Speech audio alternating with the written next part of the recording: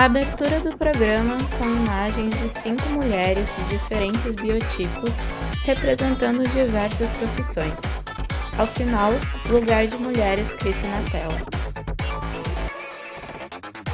Em sua 8ª temporada, o Lugar de Mulher está conversando com mulheres com deficiência, para que elas possam ocupar todos os lugares aos quais têm direito. É essencial que combatamos o capacitismo, preconceito contra pessoas com deficiência. Nesse programa, falamos com Vitória Bernardes, que se tornou tetraplégica aos 16 anos de idade. Ela é psicóloga, mãe e militante, e atua no Conselho Nacional de Saúde. Eu me chamo Vitória Bernardes, eu sou uma mulher branca, com cabelo preto, um pouco abaixo da orelha, levemente ondulados. Eu uso óculos de grau de armação redonda, tô com um brinco vermelho, uma blusa cinza caída no ombro e uma manta levinha preta. Eu sou psicóloga de formação, eu sou uma mulher com deficiência, já quase 20 anos, sou casada, tenho uma filha de 8 anos que se chama Lara, sou militante. Eu sou Gabriela Lazzarini, uma mulher parda, tenho cabelos cacheados castanhos na altura do ombro e hoje estou vestindo uma blusa rosa. Falo com vocês aqui da minha casa e à minha esquerda há uma estante com alguns livros. Vitória nos conta como concilia a maternidade, a militância e a psicologia sendo uma mulher com deficiência.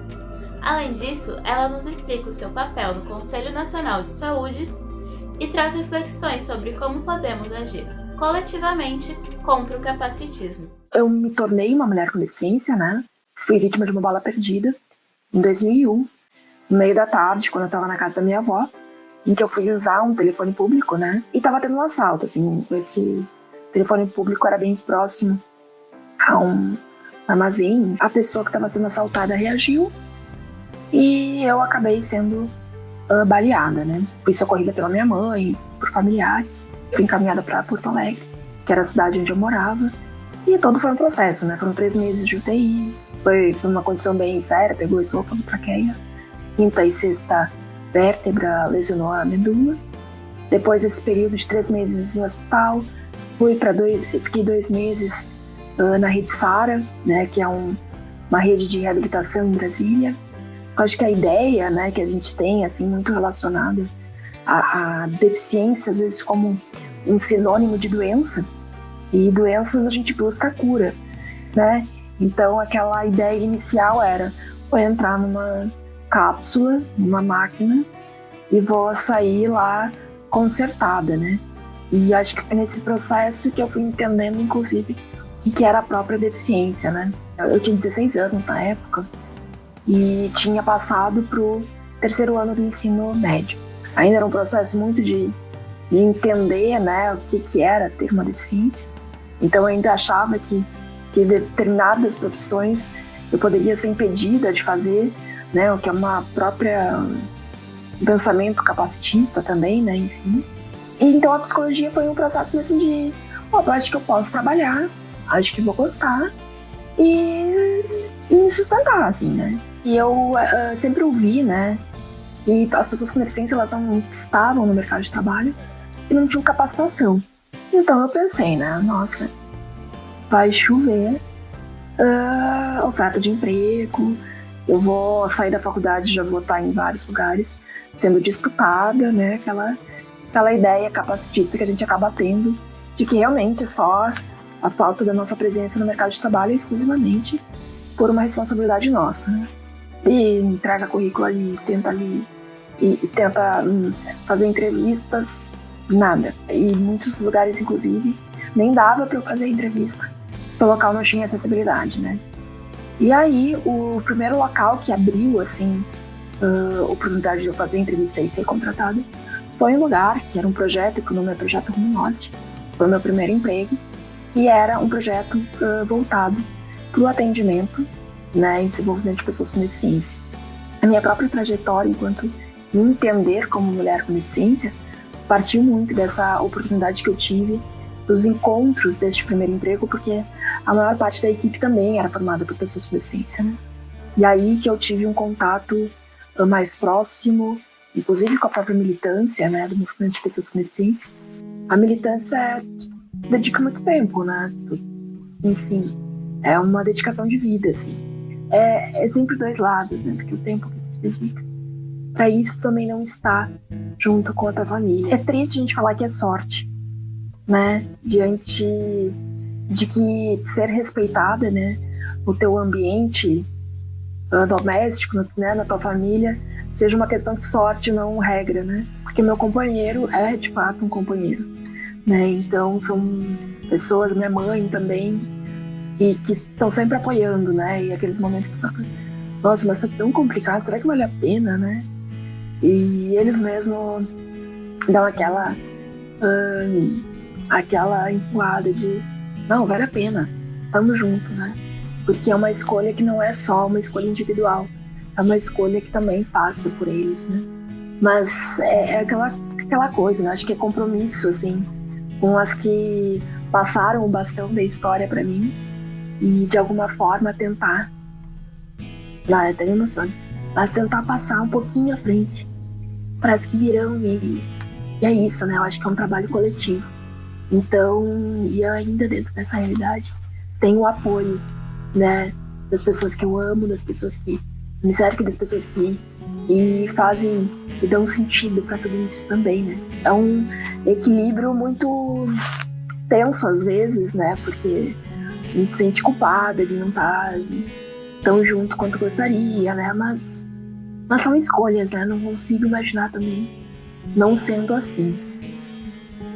Imagens do arquivo pessoal de Vitória Bernardes com amigos e familiares.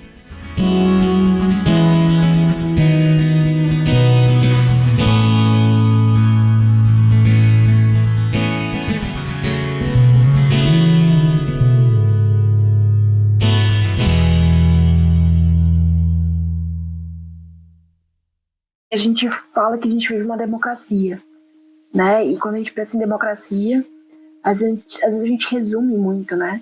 A questão de eleição, então de 2 em 2 anos tu vai lá e deposita teu voto, né? Só que, por mais que a gente tenha uma estrutura de democracia representativa, nós também temos essa democracia participativa, né? Que ela se dá de várias formas. E o controle social, né, que faz parte, o conselho, então o próprio SUS, a nossa própria Constituição já determina que a participação das pessoas faz parte desse processo, né, democrático. O Conselho Nacional de Saúde, ele tem como atividade, lembrando que é um espaço de representação, então tu tem vários subsegmentos, né, tu tem o segmento de usuários, segmento de trabalhadores, segmento de gestores e prestadores de serviço, assim como tu tem também vários representantes, né, que demonstram a diversidade humana, né, que precisa ser considerada. Então tem o subsegmento de patologias, de deficiência, de mulheres, de movimento de pessoas negras, indígenas, pessoas idosas, sindicatos, enfim. É um espaço assim, de muita construção, muita representação, né, do que os movimentos organizados. E a gente avalia todas as políticas relacionadas à área da saúde. A gente também propõe, né, que as políticas considerem essa diversidade e também como esse olhar vigilante dos usuários do sistema único de saúde. Por exemplo, até, né, a gente reprovou na última reunião do CNS as contas do Ministério da Saúde da gestão de 2020, né? Não é só um reprovar contas, olhar o valor, mas é entender, para onde que o dinheiro foi? Por que tal política, por exemplo, política de saúde da mulher, por que tem um desfinanciamento, por que tem tão pouco investimento nessa política? É esse olhar crítico sobre quais escolhas estão sendo feitas, né? E se posicionar fortemente a favor ou contra essas decisões, né? Não é um governo chegar e fazer o que ele quer. Então a gente tem todo um processo democrático que são as conferências, né?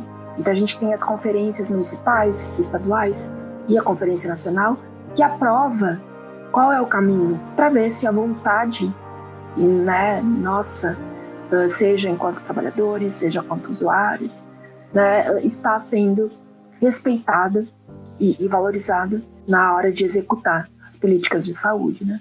Acho que é um exercício de cidadania, e ainda mais nesse momento de tantos retrocessos, de tantas ameaças, né, a essa participação nossa.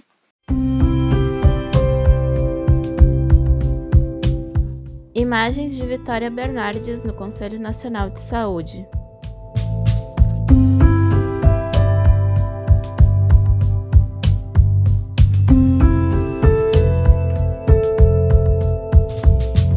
O Conselho Nacional de Saúde, que é o conselho mais antigo aqui no nosso país, também está sendo uma importante voz. Como a gente viu na CPI, né, do Senado sobre a Covid, que óbito também é alta. Quanto vale a vida humana? Eu acho que a gente precisa colocar não toda uma população a serviço do lucro de poucos, né? Então, eu não consigo acreditar em conciliação. Então eu acho que a gente precisa radicalizar mesmo, porque pouquíssimos estão construindo suas fortunas e não vão conseguir gastar tudo que acumularam em 10 gerações, né? Enquanto outras pessoas não têm que colocar na mesa, né, para os seus filhos. Eu realmente acho que para a gente conseguir ter uma realidade mais justa para as mulheres com deficiência, para as pessoas com deficiência, é justamente derrubar esse sistema, assim, sabe? Sem a união, sem a organização, dificilmente haverão mudanças. A gente consegue avançar um pouquinho, mas geralmente os que conseguem avançar um pouquinho também não têm força para mudar suas estruturas, né? Tem aquela frase, né, de querer ser livre é querer ver livre os outros. E enquanto a justiça não for uma realidade para todas e todos, e todos, acho que, né, não adianta pensar só em relação às pessoas com deficiência enquanto a dignidade não for garantida para toda a população, né? Acho que é super importante, assim, ter esses movimentos de resistência, sabe? A gente precisa mostrar que nós não estamos sozinhos, que todas essas questões sempre são colocadas de forma impostas, de forma como se fosse um problema individual. E quando a gente consegue se perceber, se reconhecer nas falas, nos encontros de outras companheiras, de outros companheiros comprometidos com a luta, a gente consegue entender que, opa, não tô só, né? Isso nos fortalece. Sou muito grata por todas as mulheres que me sustentaram, que me trouxeram, né? Nesses pequenos espaços que a gente consegue rompendo as barreiras e que certamente da mesma forma que já tive suporte, possa ajudar a fortalecer outras companheiras, né? Então sempre me coloco super à disposição para quem quiser me procurar, seja por rede social, enfim, sempre à disposição, né? Porque é isso, acho que é na luta que a gente se encontra e é muito bom a gente poder se encontrar sempre. A força está no coletivo, a força está nos encontros, né? Porque, infelizmente, o lugar da mulher com deficiência, sobretudo, ainda não é onde ela está, e muitas vezes a gente nem sabe exatamente onde a gente pode estar e onde a gente quer estar, porque as possibilidades são tão limitadas que nos limitam. E no futuro, que eu espero que seja próximo, o lugar da mulher com deficiência seja onde ela estiver. Na ciência, nas artes, na economia, sabe? A gente precisa realmente estar muito próximas para que essa realidade seja possível, espero, no futuro breve. Os créditos aparecem sobre um fundo colorido. URGS TV. Produção: Gabriela Lazzarini. Imagens: Conselho Nacional de Saúde, Vitória Bernardes. Edição: Gabriela Lazzarini. Instituto de Física. Coordenação da Ação de Extensão: Carolina Brito. Apoio: Daniela Pavani, Valberto Chuvas. Apoio do Incluir. Interpretação para Libras realizada pela equipe do Incluir URGS. Equipe de intérpretes de Libras: Ângela Russo, Evelyn Barruf. Intérprete de Libras: Evelyn Barruf.